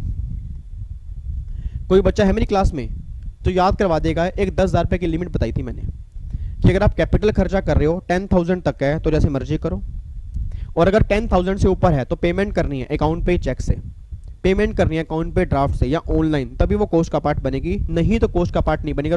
अगर कोस्ट का पार्ट ही नहीं बनेगी उस पर डेप्रिसिएशन क्लेम नहीं कर पाओगे। अब बच्चा कहता है सर वो बातें कैपिटल खर्चे की थी, तो क्या अगर हम रिवेन्यू खर्चा कर रहे हैं तो क्या रिवेन्यू खर्चे वाले केस में भी क्या 10,000 रुपए की लिमिट है? Answer is yes. जो मैं कह रहा हूं कि सेक्शन 48(3) और 48(3)(a इन दोनों में आपकी 10,000 रुपए की लिमिट है, और अगर केस ट्रांसपोर्ट अगर वो ट्रक वाला है तो उसमें लिमिट आपकी 35,000 रुपए की है। मतलब नॉर्मल केस में लिमिट आपकी 10,000 रुपए की है, वो ट्रांसपोर्ट वाले केस में लिमिट आपकी 35,000 रुपए की है। सर इसमें लिखा क्या? इसमें यही लिखा है कि अगर आपने एक दिन में एक पर्सन को रिवेन्यू खर्चे की 10,000 तक पेमेंट की है, जैसे मर्जी करो कोई दिक्कत नहीं है। अगर तुमने एक दिन में एक खर्चे की एक पर्सन को 10,000 से ऊपर पेमेंट की है तो पेमेंट करनी पड़ेगी अकाउंट पे चेक से, अकाउंट पे ड्राफ्ट से, या ऑनलाइन पेमेंट करनी पड़ेगी। अगर वैसे करोगे तो सारा खर्चा अलाउड होगा, नहीं तो फिर सारा खर्चा आपके हाथ में डिसअलाउड हो जाएगा। एग्जाम में क्वेश्चन आ गया, एक्स ने वाई को पेमेंट की है 45,000 रुपए की कैश में, एक्स ने पेमेंट की वाई को 45,000 रुपए कैश में, डिस अलाउड कितना होगा? 35,000, 10,000 से ऊपर वाला, या 45, पूरा 45,000 डिस अलाउड होगा।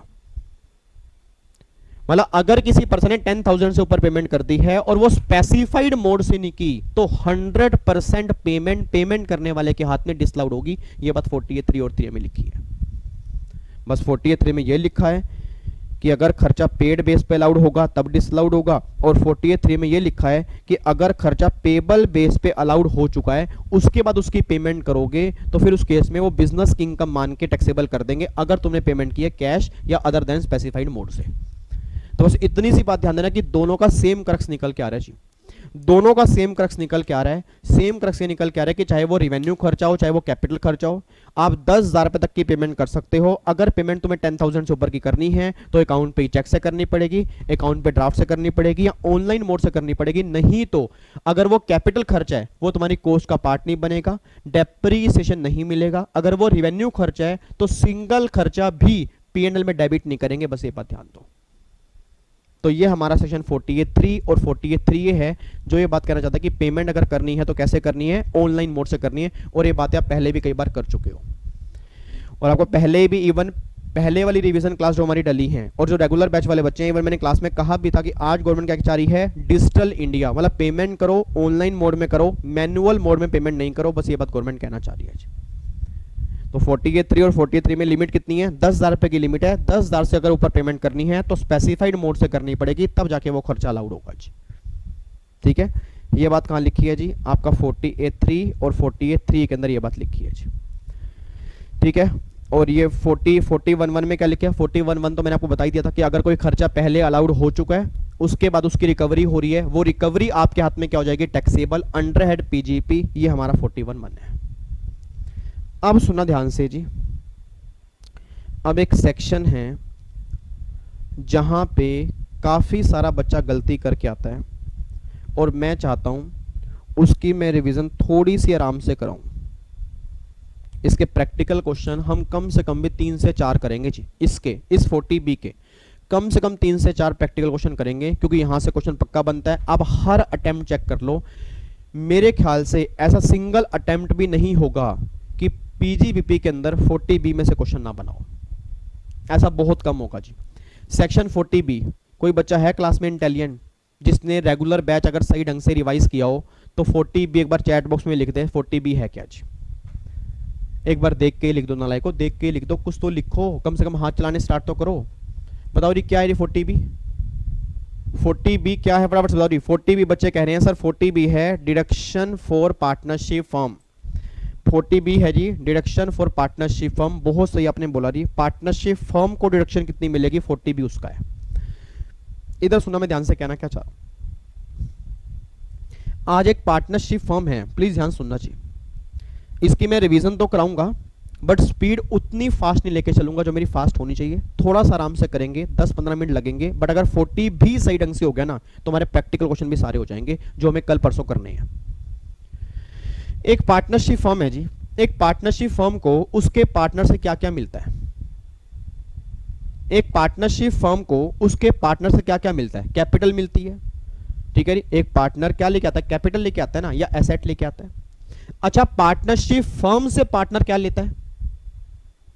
पार्टनर से पार्टनरशिप फर्म क्या लेती है वो तो क्लियर हो गया। पार्टनरशिप फर्म पार्टनर क्या देती है? बच्चा कहता है सर पार्टनरशिप फर्म पार्टनर को एक तो प्रॉफिट का शेयर देती है, एक जो पार्टनर ने कैपिटल लगाई होगी उस पर इंटरेस्ट देती है, और वो देती है सैलरी। मतलब जो अगर पार्टनर पार्टनरशिप फर्म के मतलब पार्टनर हैं तो उनको वो सैलरी भी देती है, सैलरी भी विड्रॉ कर सकते हैं। सबसे पहला पॉइंट तो ये बात ध्यान दो जी, जब पार्टनरशिप फर्म पार्टनर्स को प्रॉफिट का शेयर देगी तो ये प्रॉफिट का शेयर पार्टनर के हाथ में एग्जम्प्ट होता है।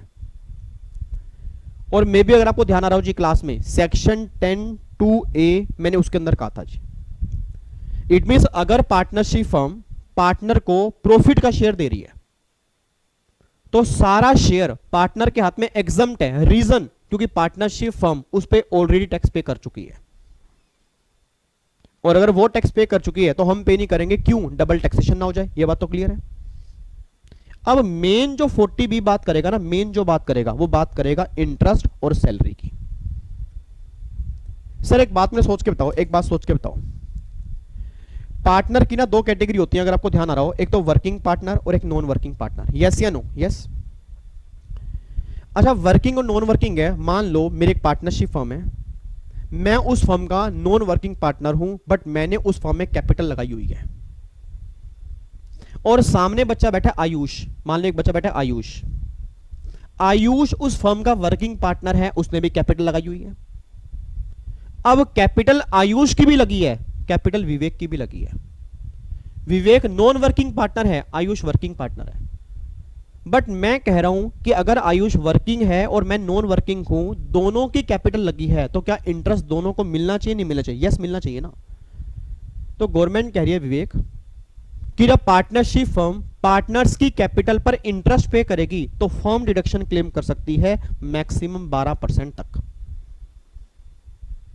मतलब अगर फर्म ने हमारी कैपिटल पर हमें इंटरेस्ट दिया 15%, तो फर्म 12% ही डेबिट कर सकती है, उससे ऊपर वाला फर्म के हाथ में डिसअलाउड हो जाएगा। तो पहली बात तो ये बात ध्यान दो, पार्टनरशिप फर्म अगर पार्टनर को इंटरेस्ट पे कर रही है, चाहे वर्किंग हो चाहे नॉन वर्किंग हो, लिमिट जो है वो 12% तक है। 12% से ऊपर का जो इंटरेस्ट होगा वो पार्टनर के हाथ में डिसअलाउड है। पहली बात तो ये। अब दूसरा एग्जांपल जी, मैं फर्म कहानी पूरी क्लास जी, हेलो इधर देखो ध्यान से, बस 5 मिनट की बात हो रही, बिल्कुल सीधे होके बैठो। 1 मिनट रुको यार, ये ना तुम एक तो सुस्ती मचाते हो, तुम्हें आती है नींद। ये पकड़ो फटाफट से पकड़ो, फ्रूटी एक फ्रूटी सारा बच्चा पकड़ ले जी, एक फ्रूटी सारा बच्चा पकड़ ले, प्रसाद ले ले जी मेरे से, ये लो जी।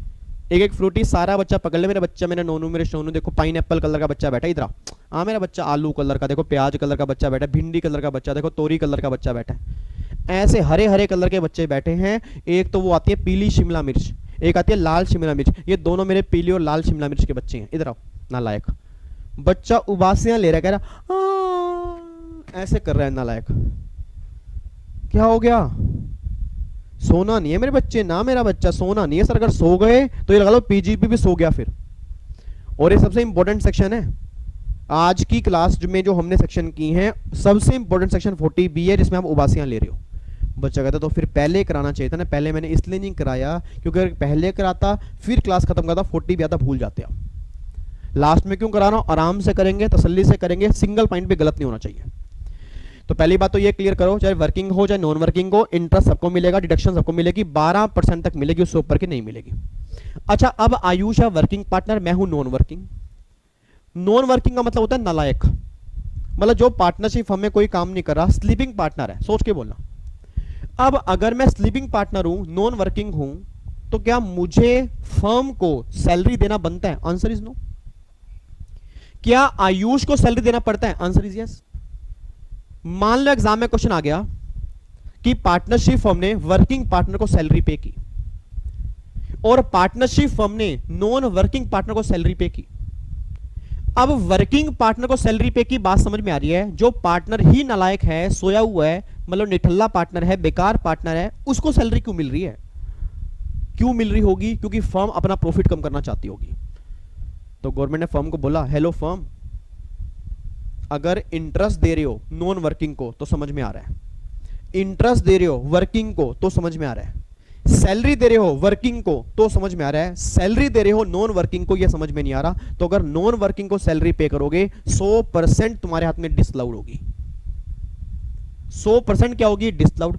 अरे जब नॉन वर्किंग वाली डिसलाउड की तो फर्म को लगा वर्किंग पार्टनर को जितनी मर्जी सैलरी पे कर दो, सारी अलाउड होगी। गवर्नमेंट कहती है नहीं। यस, अब कई सारे बच्चे आंसर दे रहे हैं, सर हाँ आपने क्लास में कहा था कि पार्टनरशिप फर्म के बुक प्रॉफिट निकालने पड़ते हैं और बुक प्रॉफिट के बेस पे पता लगता है कि वर्किंग पार्टनर को सैलरी कितनी अलाउड होती है।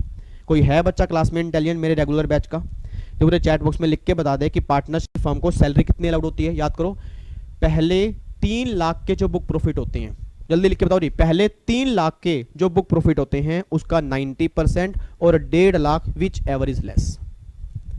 विच एवर इज लेस, नालायको हायर, मैं कह रहा हूं लेस, बच्चा कह रहा हाँ सर पहले 3 लाख के जो बुक प्रॉफिट होते हैं उसका 90% और 1.5 lakh whichever is higher, इतनी सैलरी अलाउड है।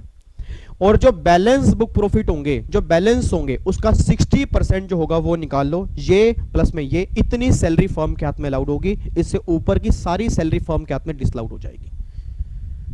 तो आपको मैं एक बार यहां पे दिखाता हूं जी, एक बार यहां पे दिखाता हूं 40B। अगर हमें देखो जी 40B क्या लिखा हुआ है, remuneration shall not exceed the following amount, any amount in excess, इससे ऊपर का अमाउंट डिसअलाउड हो जाएगा। देखो ये पहले 3 लाख के बुक प्रॉफिट या फर्म के लॉस भी हैं, मतलब अगर फर्म के लॉस भी हैं और अगर फर्म सैलरी पे कर रही है वर्किंग पार्टनर को तो 1.5 लाख रुपए तक की सैलरी तो अलाउड ही अलाउड है। इवन लॉस वाले केस में भी अलाउड है। बट अगर प्रॉफिट होंगे तो पहले 3 लाख के बुक प्रॉफिट का कितना कह रहे हैं, हायर ऑफ 1.5 लाख और 90%, और जो बैलेंस बुक प्रॉफिट होंगे उसका 60%, ये जो निकल के आएगा इतनी सैलरी अलाउड होगी, इससे ऊपर की सैलरी अलाउड नहीं होगी जी। और देखो इंटरेस्ट वाले, यहां पे मैंने लिखा भी होगा, payment of interest shall not exceed 12%। ठीक है, simple interest, interest paid and interest receive can not be net of. और यहाँ पे देखो री, अगर नॉन वर्किंग पार्टनर को सैलरी दी जा रही है, कहाँ पे लिखा है यहाँ पे, अगर नॉन, देखो ना पेड टू वर्किंग पार्टनर, मतलब अगर वर्किंग पार्टनर को दी जा रही है तभी अलाउड होगी, अगर नॉन वर्किंग को दी जा रही है उस केस में दी गई सैलरी अलाउड नहीं होती। ये बात ध्यान देना चाहिए। हाँ इंटरेस्ट, इंटरेस्ट वाले केस में वर्ड लिखा हुआ है जी यहाँ पे पार्टनर। इंटरेस्ट चाहे वर्किंग पार्टनर हो चाहे नॉन वर्किंग पार्टनर हो, दोनों ही केस में इंटरेस्ट अलाउड होगा, बट 12% तक होगा, उससे ऊपर का नहीं होगा जी। ठीक है, तो ये बात ध्यान देना चाहिए। मेन जो पार्टनरशिप फर्म वाले केस में आपको बस एक पॉइंट ध्यान देना है कि इंटरेस्ट वर्किंग नॉन वर्किंग दोनों में अलाउड है, और सैलरी जो होगी वर्किंग पार्टनर में अलाउड होगी, नॉन वर्किंग में नहीं होगी। और वर्किंग में भी कितनी, जितने पहले 3 लाख के बुक प्रॉफिट होंगे उसका 90 और 1.5 लाख विच एवर हायर, और जो बैलेंस बुक प्रॉफिट होंगे उसका 60%, दो जोड़ के जितनी सैलरी आएगी वो अलाउड होगी, बाकी डिसअलाउड होगी। अब बच्चा कहता है सर ये कैलकुलेशन कैसे करते हैं सर, क्योंकि हमें पता है हमारे एग्जाम में ऐसा क्वेश्चन कई बार बना है। अब ये कैलकुलेशन के 4-5 क्वेश्चन जो होंगे अब हम एमसीक्यूज के अंदर करेंगे जी।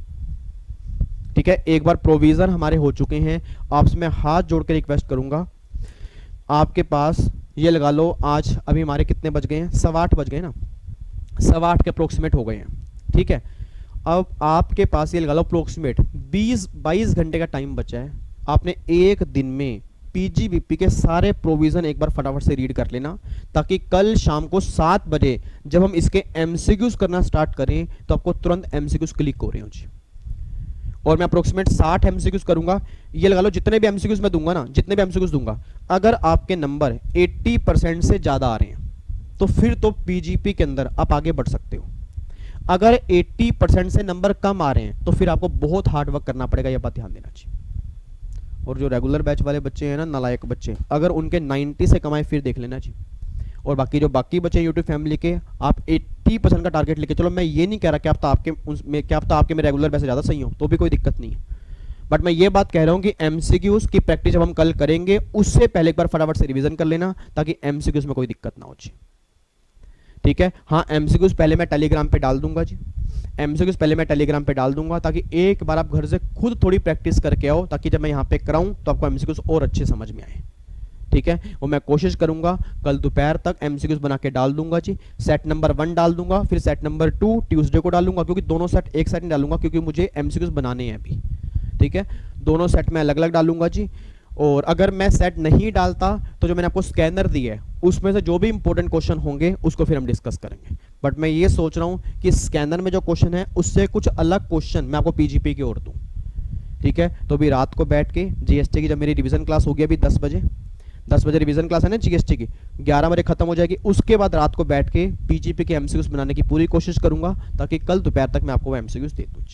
ठीक है, चलो जी, आपने अच्छे से प्रैक्टिस करना, यहाँ पे एक बार फटाफट से रिवीजन करना। अब जाके फाइनली हमारा पीजीपी एक बार अच्छे से रिवाइज हो चुका है। जिनके जो भी डाउट्स हैं एक बार वो लिख लो जी। एक बार वो डाउट्स, मतलब जितने भी डाउट्स हैं आपके लिख लो। जब हमारे बहुत जल्दी अभी डाउट सेशन दोबारा से स्टार्ट हो जाएंगे, बहुत जल्दी एमडब्ल्यूएफ में हमारा 27 मिनट 7 कॉन्सेप्ट चल रहा है। टीटीएस में कोशिश करूंगा आपके डाउट सेशन स्टार्ट कर दूं, ताकि आपके जो भी डाउट्स हैं वो साथ साथ आपके रिजोल्व हो रहे हैं जी। ठीक है, तो फिर तो अगर टीटीएस में डाउट सेशन स्टार्ट हो गए तो फिर तो भैया ये लगा लो 7 से लेके 11 बजे तक बस आपको टेक्स्ट पढ़ना है। और अगर ये 4 घंटे सही तरह से अगर आप टेक्स्ट पढ़ लोगे ना सर, उसके बाद आपको पढ़ने की रिक्वायरमेंट ही नहीं है, उसके बाद पढ़ने की रिक्वायरमेंट ही नहीं है, बस ये बात ध्यान देना चाहिए। ठीक है, चलो जी, फिर बाकी मुलाकात करेंगे अभी शाम को, मतलब अभी रात को 10 बजे लाइव यूट्यूब पे जीएसटी की रिवीजन क्लास नंबर 7 के साथ। और आज हम जीएसटी के चैप्टर स्टार्ट करेंगे, उम्मीद करूंगा कोई बच्चा मिस नहीं करेगा जी। ठीक है, और आज संडे को एंजॉय करेंगे रात को 10 बजे। ओके जी, bye bye, tata, thank you so much, जय हिंद, गॉड ब्लेस यू जी, love you so much, bye bye. खुश रहो, मुस्कुराते रहो, स्माइल पास करते रहो, और लाइक ठोको जी, ठोक दो ना लाइक को, लाइक ठोक दो जी। Bye bye, take care, God bless you ji.